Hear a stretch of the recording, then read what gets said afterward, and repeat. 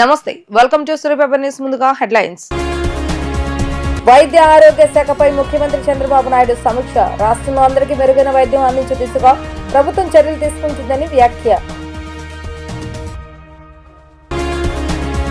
Allu Arjun arrest వ్యవహారంపై స్పందించిన Pawan Kalyan.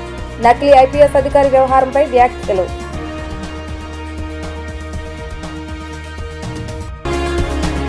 Cyber నేరాలు విపరీతంగా పెరుగుతున్నాయన్న డీజీపీ ద్వారకా తిరుమలరావు. ఏడాది సైబర్ క్రైమ్ కు సంబంధించి 916 కేసులు నమోదైనట్లుగా వెల్లడి. రాష్ట్రంలో అందరికీ మెరుగైన నాణ్యమైన వైద్యం అందించే దిశగా ప్రభుత్వం చర్యలు తీసుకుంటుందని ముఖ్యమంత్రి చంద్రబాబు నాయుడు అన్నారు. వైద్య ఆరోగ్య శాఖను మళ్లీ గాడిలో పెట్టి పేదలకు నాణ్యమైన వైద్యం అందుబాటులోకి తీసుకొచ్చేందుకు ప్రభుత్వం అడుగులు వేస్తుందని ఆయన స్పష్టం చేశారు. ఉండవల్లిలోని తన నివాసంలో వైద్య ఆరోగ్య శాఖపై సీఎం చంద్రబాబు సమీక్ష చేశారు. వైద్య శాఖలో పేరుకుపోయిన సమస్యలు, తీసుకురానున్న సంస్కరణలపై చర్చించారు. ప్రివెంటివ్ హెల్త్ కేర్ పై వైద్య ఆరోగ్య శాఖ దృష్టి పెట్టాలని సూచించారు. 104 సర్వీసుల ద్వారా రక్త పరీక్షల సహా పలు టెస్టులు చేసి ప్రజల ఆరోగ్య పరిస్థితులు తెలుసుకునే విధానాన్ని పైలట్ గా ప్రారంభించాలని నిర్ణయించారు. ప్రజల హెల్త్ రిపోర్టులు రూపొందించడం, ప్రభుత్వ పరంగా ఆరోగ్య పరీక్షలు చేసి హెల్త్ కార్డు ఇచ్చే విధానాలను అమలు చేయడం ద్వారా మంచి ఫలితాలు వస్తాయన్నారు. సమస్య ఉన్న ప్రతి ఒక్కరూ ఆసుపత్రికి వచ్చే అవసరం లేకుండా సాంకేతికత ద్వారా వైద్య సాయం పొందే పరిస్థితి తీసుకురావాలని అన్నారు. వైద్యంలో ఆర్టిఫిషియల్ ఇంటెలిజెన్స్ సేవను సద్వినియోగం చేసుకునేందుకు ప్రణాళికలు రచించాలని సూచించారు. అల్లు అర్జున్ అరెస్టు వ్యవహారంపై డిప్యూటీ సీఎం పవన్ కళ్యాణ్ స్పందించారు. ఈ సందర్భంగా ఆయన మాట్లాడుతూ సమస్యలు చాలా ఉన్నాయని, సినిమా అనేది చిన్న సమస్య అని అన్నారు. బాధితుడు పరామర్శకు వచ్చినప్పుడు ఇలాంటివి మాట్లాడటం సరికాదని హితవు పలికారు. నకిలీ ఐపీఎస్ ఎలా వచ్చాడన్నది ఉన్నతాధికారులు చూసుకోవాలని, ఆ బాధ్యత ఇంటెలిజెన్స్ డీజీపీ హోంమంత్రిదేనని అన్నారు. తనకు పని చేయటం ఒక్కటే తెలుసని, తన భద్రతా బాధ్యతలు చూసుకోవాల్సిన బాధ్యత పోలీసులు పెద్దలదేనని తెలిపారు. ఈ అంశంపై తన పేషి అధికారులు డీజీపీ దృష్టికి తీసుకెళ్లారని, ఈ విషయంపై తాను కూడా డీజీపీతో మాట్లాడతానని ఆయన వివరించారు.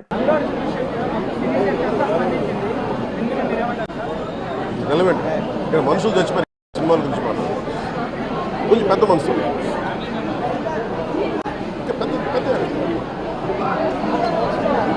మీరు డిబేట్ మన మనసులో చెప్తారు. Debate go beyond cinema. ఈయన చెప్తుంది ఏముంది, కోల్ అరాచకం, వాటి మీద మాట్లాడారు, పెద్ద మాట్లాడారు. 2025 మార్చి నాటికి పోలీస్ కమాండ్ కంట్రోల్ తో 1,00,000 సీసీ కెమెరాలు అనుసంధానిస్తామని డీజీపీ ద్వారకా తిరుమలరావు స్పష్టం చేశారు.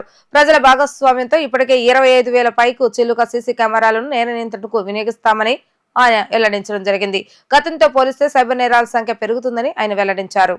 డీజీపీ కార్యాలయంలో ఏర్పాటు చేసిన విలేకరుల సమావేశంలో డీజీపీ ద్వారకా తిరుమలరావు మాట్లాడుతూ ఈ ఏడాదిలో సైబర్ క్రైమ్ కు సంబంధించిన 916 కేసులు నమోదు చేశామని వివరించారు. మొత్తంగా 1,229 కోట్ల రూపాయల మేర నగదు సైబర్ నేరాల ద్వారా తస్కరించారని వెల్లడించారు. ఇలా సైబర్ నేరాల్లో సొమ్ముపోయిన వ్యవహారాల్లో గంట వ్యవధిలో ఫిర్యాదు చేసి దాన్ని రికవరీ చేసేందుకు ఆస్కారం ఉంటుందని వివరించారు. చట్టంలో డిజిటల్ అరెస్టు అనేదే లేదని, అలాంటి కాల్స్ ను విశ్వసించవద్దని ప్రజలకు విజ్ఞప్తి చేశారు. కొత్తగా ప్రతి జిల్లాలోనూ ఈ తరహా సైబర్ నేరాలను అరికట్టేందుకు సైబర్ పిఎస్లను ఏర్పాటు చేస్తున్నట్లు వివరించారు. గంజాయి, డ్రగ్స్ కేసుల వ్యవహారంలో ఈగల్ వ్యవస్థ ప్రజల్లోకి బలంగానే వెళ్తోందని, వీటిని అరికట్టేందుకు విస్తృతంగా ప్రచారం కల్పిస్తామని వివరించారు. ఈ ఏడాదిలో 10,380 ఎకరాల్లో గంజాయిని ధ్వంసం చేసి ప్రత్యామ్నాయ పంటలు వేసుకోవాల్సిందిగా సంబంధిత గిరిజన ప్రాంతాల వారికి సూచిస్తున్నట్లు తెలిపారు. స్మార్ట్ పోలీసింగ్ లో భాగంగా దేశంలోనే తొలిసారి ఆర్టిఫిషియల్ ఇంటెలిజెన్స్ తో స్మార్ట్ పోలీస్ ఏఐను వినియోగిస్తున్నామని, ఏలూరు పోలీసులు తొలిసారిగా దీన్ని ప్రారంభించారని, త్వరలోనే రాష్ట్రంలోని ఇతర జిల్లాలకు దీన్ని విస్తరిస్తామన్నారు. 1930 కాలర్ నంబర్ ఉంది, మీకు అందరూ తెలుస్తుంది. National cyber crime reporting portal NCRP number అది. దీంట్లో చూసినట్లయితే మనకి సైబర్ క్రైమ్ కాల్స్ వచ్చిన దాంట్లో పెరిగింది, ఎఫ్ఐఆర్స్ పెరిగినాయి, లాస్ కూడాను 173 కోట్లు పోయిన సంవత్సరం పోతే ఈ సంవత్సరం 1,229 కోట్లు ప్రాపర్టీ పోయింది, అమౌంట్ లాస్. ఇది చాలా పెద్ద విషయం, చాలా ఎక్కువ పోతా ఉంది. ఒక్కొక్క డిజిటల్ అరెస్ట్ కేసు అయితేనేమి, సెక్స్టార్షన్ కేసు అయితేనేమి 40 లక్షల నుంచి 80 లక్షల దాకా యావరేజ్గా పోతా ఉంది. కొన్ని చోట్ల మోర్ దెన్ 1 crore కూడా పోయింది ఒక్కొక్క కేసులో. సో ఈగిల్ ఒకటి ఫామ్ చేయడం జరిగింది. అదేవిధంగా మీకు చూసారు స్టాటిస్టిక్స్ కనిపిస్తాం, మీకు ఎంతమంది అరెస్ట్ చేసాం. 52,000 కిలోలు గాంజాని సీజ్ చేయడం జరిగింది. 15 ఇంటర్స్టేట్ గ్యాంగ్స్ అరెస్ట్ చేసాం. 21 మంది మీద పీడీ యాక్ట్ పెట్టడం జరిగింది. అదేవిధంగా మల్టీ స్పెక్ట్రల్ డ్రోన్స్, అంటే మామూలుగా డ్రోన్ ఇచ్చే ఇన్ఫర్మేషన్ కాకుండా ఈ డిఫరెంట్ స్పెక్ట్రమ్స్తో రావటం వలన ఏ ఆకు ఉంది, ఏ కలర్ ఉంది, ఏమిటి దాని ప్రకారం ఇది గంజాయి అవటానికి అవకాశం ఉంది అని చెప్పి మా డ్రోన్ ఫోటోగ్రఫీ వాళ్ళు తెలిసే అవకాశం ఉంది. అదేవిధంగా శాటిలైట్ డేటా కూడా అనాలిసిస్ చేస్తూ ఉన్నాము. ఎప్పటికప్పుడు జాతీయ సంస్థలతో నార్కోటిక్ కంట్రోల్ బ్యూరోతో కూడా టచ్లో ఉండి అదేవిధంగా ఇంటర్ స్టేట్ కోఆర్డినేషన్ మీటింగ్స్ పెట్టుకోవడం వాళ్ళతో చేస్తూ ఉన్నాం. సుమారు 10,000 ఎకరాల గంజాయి క్రాప్ని డిస్ట్రాయ్ చేసే ఈ మధ్యకాలంలో. ఇప్పుడు ప్రస్తుతం ఉన్నటువంటిది ఆల్మోస్ట్ లెస్ దాన్ 100 acresకి వచ్చిందని చెప్తా ఉన్నారు. 10,837 ఎకరాల్లో ఆల్టర్నేట్ క్రాప్కి సంబంధించి సీడ్స్ కూడా ఇవ్వడం జరిగింది. అదేవిధంగా ఈ గాంజా సాగులో ఉన్నటువంటి కొంచెం ఎక్కువ సాగు చేస్తున్నటువంటి 350 మంది కుటుంబాలని ఐడెంటిఫై చేసి వాళ్ళ మీద ప్రత్యేకమైన ఫోకస్ పెట్టడం జరుగుతూ ఉంది. ఈ మధ్య కాలంలో 25,000 కెమెరాలు పబ్లిక్ని ఎంకరేజ్ చేసి పోలీసు వాళ్ళు పెట్టించిన కెమెరాలు ఇవే 25,000 కెమెరాలు పెట్టడం జరిగింది. దీని ద్వారా ఇన్సిడెంట్స్ అయితేనేమి సస్పెక్ట్స్ని 2,434 మందిని ఐడెంటిఫై చేయడం, తర్వాత 1989 కేసులు డిటెక్టెడ్ జరిగింది. ఈ మధ్యకాలంలో చిన్న కేసులు కూడాను CCTV కెమెరాలు వాడుకోవడం ద్వారా 2-3 ఎగ్జాంపుల్స్ మీకు రెసిపీకి ఎక్స్ప్లెయిన్ చేస్తాను నేను. సో వీటిని విస్తృతంగా వాడుకుంటా ఉన్నాం. అదేవిధంగా డ్రోన్స్ తీసుకున్నట్లయితే ఇంతకుముందు ఉన్న డ్రోన్స్ కన్నా ఇంతకుముందు 53 డ్రోన్స్ ఉంటే ఇప్పుడు 118 డ్రోన్స్ పెంచడం జరిగింది. అదేవిధంగా వీటిని క్రౌడ్ మేనేజ్మెంట్కి కానీ శాంతి భద్రత విషయంలో కూడా డిప్లాయ్ చేస్తా ఉన్నాం. 1376 సార్లు ప్రతి చోట ఈ మధ్య వాడుతూ ఉన్నాం. ఫర్ ఎగ్జాంపుల్ నిన్న ముగిసినటువంటి 2 days బ్యాక్ ముగిసిన భవానీ దీక్షలకు అయితేనేమి, అంతకుముందు ఉన్నటువంటి దసరా ఉత్సవాలకి, కార్తీక మాసంలో ప్రతి ఆల్మోస్ట్ ఎవ్రీ VIP బందోబస్తులు కూడా వాడుతూ ఉన్నాం. దానివల్ల డ్రోన్ ఉపయోగం కూడా బాగా పెరిగింది. Drone is always force multiplier. అంటే ప్రతి చోటకి మనిషి వెళ్ళలేని చోటకి ఒక హిల్లాక్లో ఏం జరుగుతుంది. తనపై వైసీపీ దుష్ప్రచారం చేస్తుందని మంత్రి కొండపల్లి శ్రీనివాస్ ఆరోపించారు. మాజీ మంత్రి బొత్స సత్యనారాయణ కాకా పట్టామని అబద్ధపు ప్రచారం చేస్తున్నారని విమర్శించారు.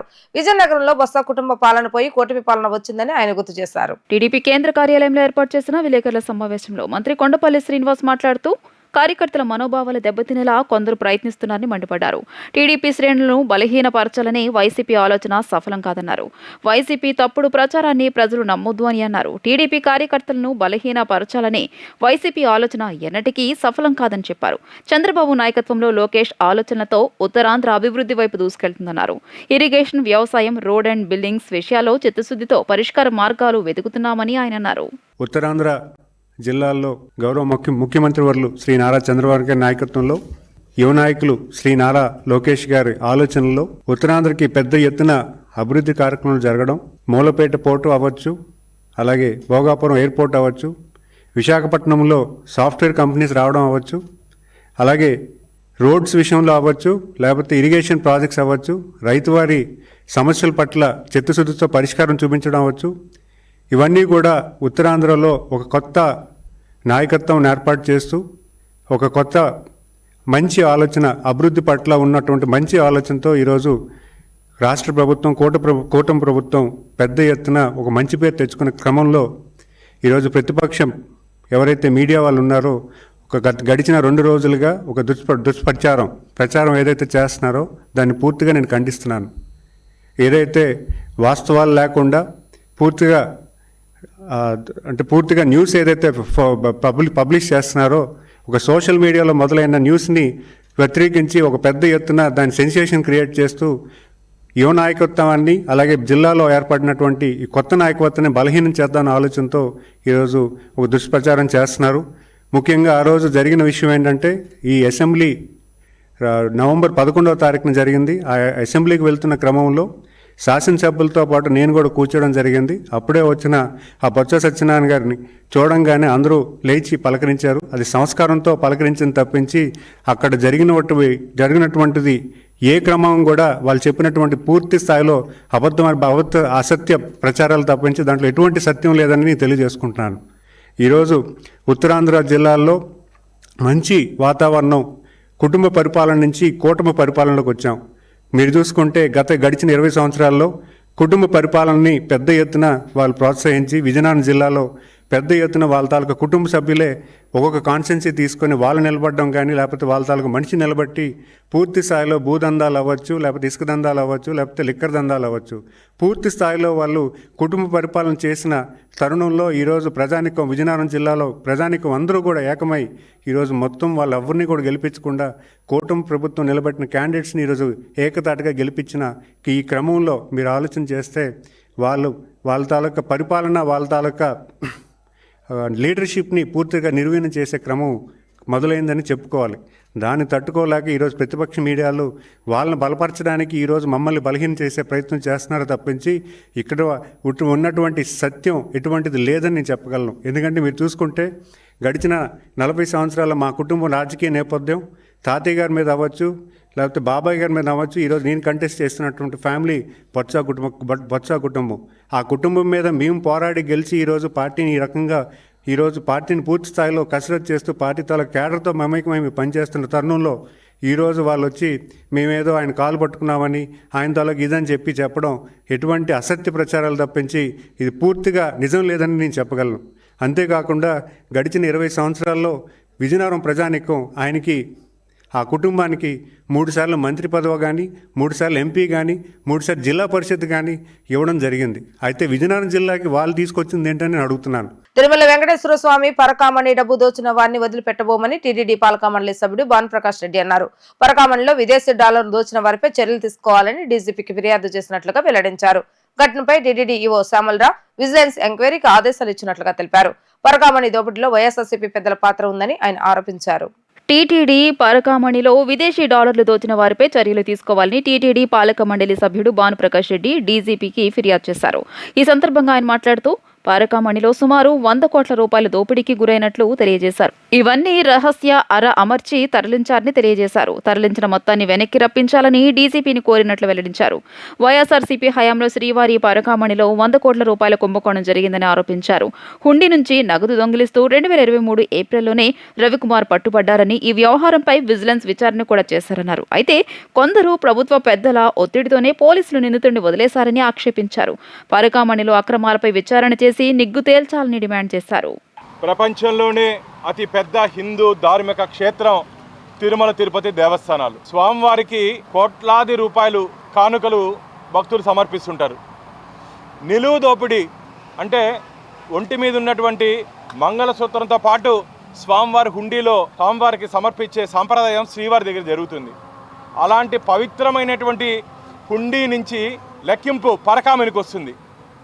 పరకామణిలో ఆ మొత్తం లెక్కించి స్వామివారి కార్పస్ ఫండ్ కింద డిపాజిట్ చేస్తారు. మిత్రులారా, మీరు హుండీలు వేసేటప్పుడు మీరు ఎప్పుడైనా గమనించినట్టయితే మీ ఆఫరింగ్స్ మీరు చేసే కానుకలు స్వామివారి కార్పస్ ఫండ్ కింద పోతుందని చెప్పి అక్కడ రాసుంటారు.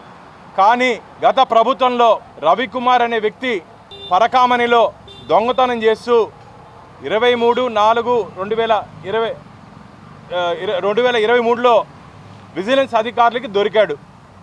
లోపల నుంచి అమెరికన్ డాలర్స్ ఒక $100 తీసుకొని వస్తూ ఉంటే, $1000 తీసుకొని వస్తుంటే విజిలెన్స్ అధికారులు పట్టుకున్నారు. ఎస్, షబాష్, పట్టుకున్నారు, సంతోషం. ఏం చేశారయ్యా? పట్టుకుంటే ఏ విధంగా వారి దగ్గర నుంచి డబ్బు రికవరీ చేయాలి, ఏ విధంగా స్వామివారికి ఖజానాలో నింపాలి, ఏ విధంగా ఆయన మీద క్రిమినల్ ప్రొసీడింగ్స్ తీసుకోవాలని చెప్పి ఆలోచించాల్సిన పోలీస్ అధికారులు, ఆ రోజు ఉన్నటువంటి అందరూ కాదు, కొందరు అధికారులు, టీటీడీలో ఉన్నట్టు కొందరు ఉన్నతాధికారులు, టీటీడీలో బోర్డులో ఉన్నటువంటి కొందరు, వారిని ఏ విధంగా తప్పించాలని చెప్పి ఆలోచించారు. మిత్రులారా, రవికుమార్ని ఏ విధంగా తప్పించాలి, కొట్టేసినటువంటి సొమ్మును ఏ విధంగా పంచుకోవాలి. ఒక పక్క పరకామణిలో దొంగతనం చేస్తే ఆ దొంగ నుంచి ఈ గజ దొంగలు, ఆ దొంగ నుంచి కొందరు గజ దొంగలు వాటాలు తీసుకోవడం జరిగింది. మామూలుగా 1 సంవత్సరం ముందు త్రిపుల స్టోరీ నడిచింది. మిత్రులారా, అంటే రఘురామకృష్ణరాజు స్టోరీ ఒక 2 సంవత్సరాలు ముందు నడిచింది. మొన్నే ఎన్టీఆర్ గారిది ఏదో సినిమా రిలీజ్ అయింది. ఈ ఇష్యూలో త్రిపులారులు ఉన్నారు. ఆ పేర్లు తొందరలోనే శ్రీవారి భక్తుల ముందు పెట్టబోతున్నాం. ఎవరెవరు దీంట్లో ఉన్నారు, ప్రత్యక్షంగా పరోక్షంగా ఎవరెవరు దీంట్లో పాత్రదారులు, సూత్రధారులు, వాటాదారులు. మామూలుగా మనం వినేవాళ్ళం, గుడిలో లింగాన్ని గుడిలో లింగాన్ని మింగేస్తారని నేను ప్రత్యక్షంగా మనం చూసా. ఈ రిపోర్టు ఇప్పుడే మేము డీజీపీ గారికి దీని మీద డీటెయిల్ ఎంక్వైరీ చేయండి అని చెప్పి కంప్లైంట్ ఇవ్వడం జరిగింది. మొన్న జరిగినటువంటి ధర్మకర్తల మండలి సమావేశంలో టీటీడీ ఈఓ గారికి, చైర్మన్ గారికి దీని మీద ఎంక్వైరీ కమిషన్ వేయాలని చెప్పి డిమాండ్ చేశా. విద్యుత్ భారాల పాపం వైసీపీ అధినేత మాజీ సీఎం జగన్మోహన్ రెడ్డిది అని పౌర సరఫరాల శాఖ మంత్రి కొలుసు పార్థసారథి అన్నారు. గత 5 ఏళ్లలో విద్యుత్ ఉత్పత్తి సంస్థలను జగన్ రెడ్డి నిర్వీర్యం చేస్తారని విమర్శించారు. విద్యుత్ కొనుగోలు పేరుతో హిందూజాకు 1400 కోట్ల ముట్టజెప్పి కేపీహెచ్బీలో 10 ఎకరాలు జగన్ బినామీలు కొట్టేశారని ఆరోపించారు. టీడీపీ కేంద్ర కార్యాలయంలో ఏర్పాటు చేసిన విలేకరుల సమావేశంలో మంత్రి కొలుసు పార్థసారథి మాట్లాడుతూ విద్యుత్ రంగంలో 50,000 కోట్ల రూపాయలు జగన్ అప్పులు పెట్టారని విమర్శించారు. ఒక్క విద్యుత్ రంగంలోనే జగన్మోహన్ రెడ్డి 1,29,500 కోట్ల రూపాయల నష్టాన్ని పెట్టి వెళ్లారని అన్నారు. 2014-19లో చంద్రబాబు పాలనలో మిగులు విద్యుత్ ఉత్పత్తి చేసి జగన్ చేతిలో పెట్టి వెళ్లారని మండిపడ్డారు. ఏపీని లోటు విద్యుత్ నుంచి మిగులు విద్యుత్గా మార్చారని అన్నారు. పోలవరం 2021లో పూర్తి చేసి ఉంటే విద్యుత్ ఆదా అయ్యేదని తెలియజేశారు. హిందూజాకు 1,400 కోట్ల రూపాయలు జగన్ అప్పనంగా ఇచ్చారని ఆయన ఆరోపించారు. 23 మిలియన్ యూనిట్లు లోట్లో ఉంటే అటువంటి పరిస్థితుల్లో 2014లో చంద్రబాబు నాయుడు గారు అధికారంలోకి వచ్చారు. వచ్చి 2019 కల్లా మిగులు రాష్ట్రాన్ని విద్యుత్ మిగుల్లోకి తీసుకొచ్చి ఆ రోజు జగన్మోహన్ రెడ్డి గారి చేతిలో పెడితే ఈరోజు ఏ విధంగా విద్యుత్ వ్యవస్థ అంతా కూడా నాశనం అయిపోయి ప్రజల మీద లక్షల కోట్ల భారం ఏ విధంగా పడుతుందో ఓసారి ఆలోచన చేయాల్సిన అవసరం ఉందని చెప్పేసి మనం చేస్తాను. 5 సంవత్సరాల గత ప్రభుత్వ పరిపాలనలో 10 సార్లు విద్యుత్ ఛార్జీలు పెంచి దాదాపు 32,000 కోట్ల రూపాయల భారాన్ని ప్రజల మీద వేసిన విషయాన్ని మరి ఈరోజు ఒకసారి జ్ఞాపకం చేసుకోవాల్సిన అవసరం ఉంది. ప్రత్యేకంగా వైఎస్ఆర్ కాంగ్రెస్ పార్టీ నాయకులని చెప్పేసి మనం చేస్తాను. హిందూజాకి సప్లై చేయని కరెంటుకి కేవలం వారి చేతకానితనం మూలంగా 1,400 కోట్ల రూపాయలు విద్యుత్ ఉత్పత్తి చేయకపోయినా కూడా వీళ్ళ నిర్వాహకం మూలంగా విద్యుత్ని తీసుకోపోవటం మూలంగా కొన్ని తప్పు నిర్ణయాలు చేయటం మూలంగా 1,400 కోట్ల రూపాయలని హిందూజాస్కి చెల్లించారు. దానివల్ల ఏమి లాభం జరిగిందో తెలుసా? ఆనాటి పెద్దలకి కూకట్పల్లిలో 10 ఎకరాలు భూమిని ట్రాన్స్ఫర్ చేశారని చెప్పేసి అందరూ చెప్పుకుంటూ ఉన్నారు ఆ రోజుల్లో. అంటే అటువంటి అవినీతి స్వార్థపూరిత చర్యల మూలంగా ఈరోజు ప్రజలపై భారం పడుతుందని చెప్పేసి మనం చేస్తాను. సెకీ ద్వారా ఏదైతే పవర్ కొన్నారో, సోలార్ పవర్ కొన్నారో దాంట్లో 1,750 కోట్ల రూపాయలు ఇంటికి ముట్టినాయి అని చెప్పేసి అమెరికా కోర్టులు చెప్తున్నాయి. అమెరికా ఇన్వెస్టిగేటింగ్ ఏజెన్సీస్ చెప్తా ఉన్నాయి. 3,850 కోట్ల భారం పడే విధంగా వేరే రాష్ట్రాల నుంచి సోలార్ పవర్ కొనడానికి అగ్రిమెంట్ చేసుకునే విషయం మొత్తం 30 ఏళ్లలో కనుక ఆయన చేసిన తప్పుడు నిర్ణయం మూలంగా భారం చూసుకున్నట్టయితే 1,00,000 కోట్ల రూపాయలకు పైగా ప్రజల మీద భారం పడే పరిస్థితి కలిగిందని చెప్పేసి నేను మనవి చేస్తా ఉన్నాను. ఆస్తి కోసం కన్న తల్లిని హత్య చేసిన వ్యక్తిని అతని భార్యను గుణదల పోలీసులు అరెస్టు చేశారు. మధురా నగర్ పప్పుల మిల్లు సెంటర్లో ఎం లక్ష్మి నివాసం ఉంటున్నారు. ఆమె కుమారుడు ఎం సాంబశివరావు, కోడలి ఎం వాణి గుంటూరు జిల్లా మంగళగిరి నియోజకవర్గం ఆత్మకూరులో నివాసం ఉంటున్నారు. ఈ సందర్భంగా ఏసీపీ దామోదర్ రావు విలేకరుల సమావేశం నిర్వహించాయి. నిందితుల వివరాలను వెల్లడించారు. కొద్ది రోజుల క్రితం సాంబశివరావుకు పక్షవాతం రావడంతో అప్పుల పాలయ్యాడు. భార్యతో కలిసి ఈ నెల 25న తన తల్లి ఇంటికి వెళ్లాడు. ఆస్తిలో తన వాటా తనకు ఇవ్వాలని అడిగాడు. అందుకు ఆమె నిరాకరించడంతో తల్లిని హత్య చేయాలని నిర్ణయించుకున్నాడు. తల్లి నిద్రపోతున్నప్పుడు ఆమె ముఖంపై దిండుతో నొక్కి ఊపిరాడకుండా చేసి హత్య చేశారు. ఆమె చనిపోయిన తర్వాత ఒంటిపై ఉన్న బంగారు ఆభరణాలు తీసుకుని ఆత్మకూరు వెళ్లిపోయారు.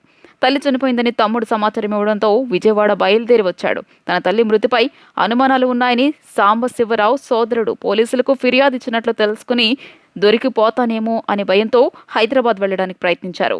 పోలీసులకు ఇచ్చిన సమాచారం మేరకు గుణదల సిఐ వాసిరెడ్డి శ్రీనివాస్, ఎస్ఐ రకీబ్ తమ సిబ్బందితో కలిసి విజయవాడ రైల్వే స్టేషన్లో సాంబశివరావు, వాణిను పోలీసులు అరెస్ట్ చేశారు. మొన్న 25 తారీఖు నాడు మార్నింగ్ ఆత్మకూరు నుంచి వచ్చి ఇక్కడ నుంచి తల్లితోటి కలిసి ముగ్గురు కలిసి చిన్నవట్పల్లి పెనమనేని సిద్ధార్థ మెడికల్ కాలేజీకి వెళ్ళి అక్కడ తండ్రిని చూసి మంచి చెడు మాట్లాడుకొని ఆ నుంచి వచ్చి ఇక్కడ ఇంటికి వచ్చారు. మన గుణదల మధురానగర్లో పప్పుల మిల్ సెంటర్కి వాళ్ళ ఇంటికి అద్దెకునే ఇంటికి వచ్చారు. వచ్చిన తర్వాత ఇతనికి కూడా హెల్త్ బాగాలే. మా 3 సంవత్సరాలు కూడా పెద్దోడు కూడా బాగాలే. ఇతను ఒక 10 months ఈ ఆటో వేయకపోవడం వల్ల ఇతనికి కూడా అక్కడక్కడ అప్పులు చేసి ఆ అప్పులతోటి ఒక 50-60 వేలు అప్పులైనాయి. ఫైనాన్షియల్ కూడా అతను ప్రాబ్లం ఉంది. ప్లస్ హెల్త్ పాయింట్ ఆఫ్ కూడా ప్రాబ్లం ఉంది. తర్వాత వీళ్ళ మదర్ కూడా క్యాజువల్గా అప్పుడప్పుడు మదరు డబ్బులు ఇవ్వకుండా వీళ్ళని తిడతాం ఇవి చేస్తూ ఉంటుంది.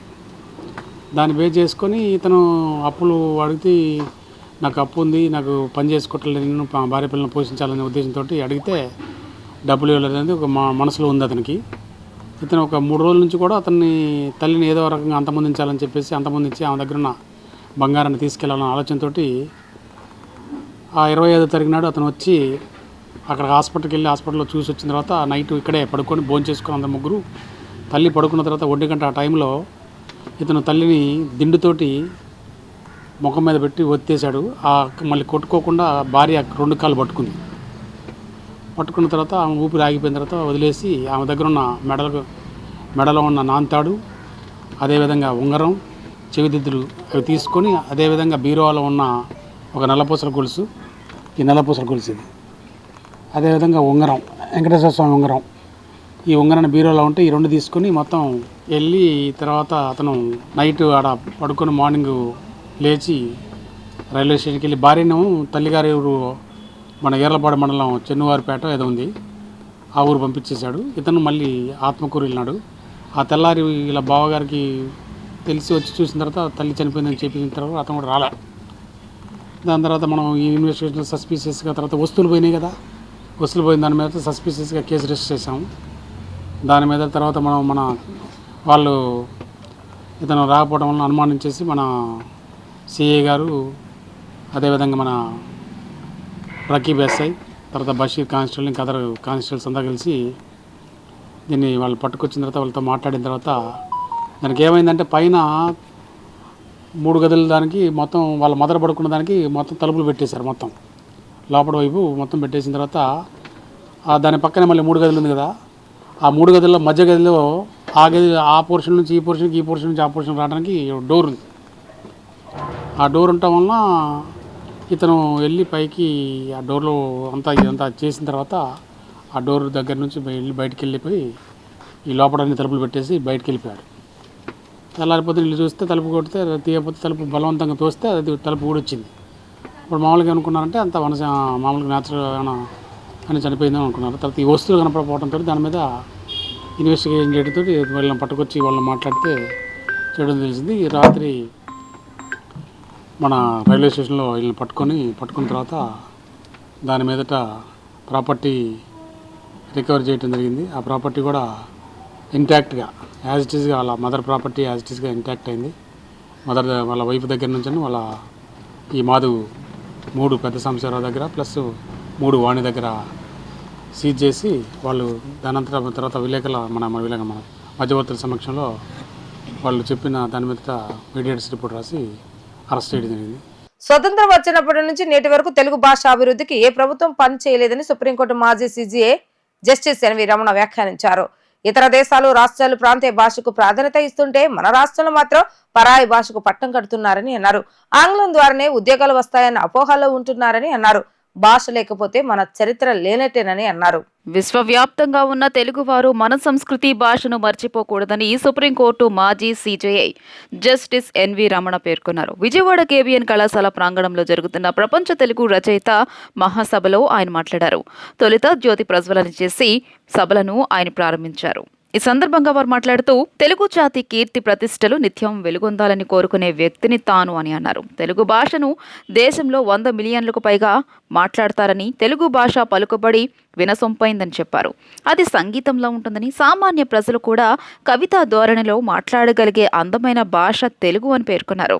ఎంత అద్భుతమైన మన తల్లి భాష తెలుగును వ్యాపార రాజకీయ ప్రయోజనాల కోసం వేరే భాష సంస్కృతి వచ్చి కొల్లగొట్టడాన్ని మనం ఎట్టి పరిస్థితుల్లోనూ సహించరాదన్నారు. తెలుగు భాష సంస్కృతిని పరిరక్షించుకున్నప్పుడే మనం గొప్పవారమవుతామని, జాతి మనుగడకు వికాసానికి ధైర్యం కావాలన్నారు. భాష లేకపోతే ఎన్ని ఉన్నా చరిత్ర లేని అనాథలం, అక్షరం లేని అభాగ్యులమన్నారు. మన సంస్కృతి భాష చిరకాలం నిలిచి ఉండేలా శ్రీ శ్రీ ఆరుద్ర విశ్వనాథ సత్యనారాయణ, సినారే లాంటి గొప్ప కవులు, రచయితలు భానుమతి, సూర్యకాంతం, జమున, సావిత్రి, గుమ్మడి, జగ్గయ్య, అక్కినేని, ఎన్టీఆర్, రేలంగి, ఎస్వీఆర్, ఘంటసాల, మంగళంపల్లి బాలమురళీకృష్ణ, ఎస్పి బాలసుబ్రహ్మణ్యం ఇలా ఎందరెందరో దిగ్గజాల ఘనమైన వారసత్వం మనదని చెప్పారు. యావత్ తెలుగు ప్రపంచం సాక్షాత్కరిస్తుంది. విశ్వవ్యాప్తంగా ఉన్న తెలుగువారు మన సంస్కృతిని, మన భాషను, చరిత్రను మర్చిపోకుండా పునరుజ్జీవం, కీర్తి ప్రతిష్టలు వెలుగొందాలని కోరుకునేటటువంటి వాడిని నేను. ఈ సందర్భంగా కొన్ని ముఖ్యమైనటువంటి విషయాలు మీ దృష్టికి తీసుకోవాలనుకున్నాను. తెలుగు భాషా చరిత్ర చూసుకుంటే ఈ భాషను మాట్లాడతారు. దేశంలో 3వ స్థానం. పూర్వం 400 సంవత్సరాల ముందు నుంచే తెలుగు ఉనికిని పట్టిపోరు శాసనాలు రుజువు చేశాయి. పరిణామ క్రమంలో తెలుగు లిపి సొంత నుడికారాన్ని రూపొంది అనేక కావ్యాలు, పురాణాలు, ఇతిహాసాలు మరియు ప్రబంధాలు దాటి ప్రజల భాషగా మారి నవల, కథ, కథానిక, పద్యం, గేయం మరియు కవితా రూపాల్లో ప్రజాబాహుల్యం వృద్ధి చెందుతూ వర్ధిల్లుతుంది. తెలుగు భాష పలుకుబడి వినసంపైనది, సంగీతంలా ఉంటుంది. సామాన్య ప్రజానీకం కూడా కవిత ధోరణిలో మాట్లాడగలమన్న ఒక అందమైన తెలుగు భాష. వార్తలు ముగించే ముందు హెడ్లైన్స్ మరొకసారి.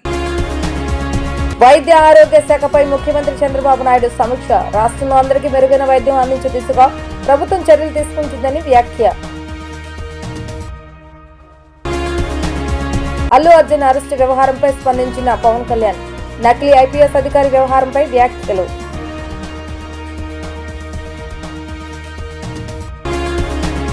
సైబర్ నేరాలు విపరీతంగా పెరుగుతున్నాయన్న డీజీపీ ద్వారకా తిరుమలరావు. ఏడాది సైబర్ క్రైమ్ కు సంబంధించి 916 కేసులు నమోదైనట్లుగా వెల్లడి. ఇవి ఈ రోజు వార్తా విశేషాలు. మరలా తిరిగి ప్రసారమే వార్తలు మళ్ళీ కలుద్దాం. అంతవరకు సెలవు. నమస్కారం.